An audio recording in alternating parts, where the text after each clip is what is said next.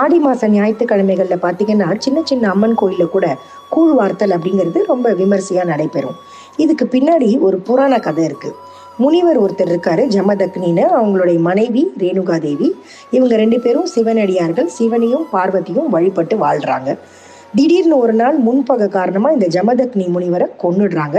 தாங்க முடியாமல் ரேணுகா தேவி தீ மூட்டி அதில் குதிச்சிடுறாங்க. இந்திரன் உடனே மழை வர செய்கிறாரு, அவங்கள காப்பாத்துறாரு. ஆனால் கூட அவங்க உடல் எங்கும் தீப்புண்கள் உண்டாயிடுது. அங்கே இருக்கிற காட்டுவாசிகள் அவங்கள உடனே ஒரு வாழை இலையில கிடத்தி வேப்பிலையால் போர்த்தி காப்பாற்ற பார்க்குறாங்க. அப்போ உடனே அவங்களுக்கு உணவளிக்கணும் அப்படின்னு சொல்லிட்டு பச்சரிசி மாவு, வெல்லம், இளநீர், பானகம் இதெல்லாம் சேர்த்து ஒரு கூழ் தயாரித்து அவங்களுக்கு தராங்க.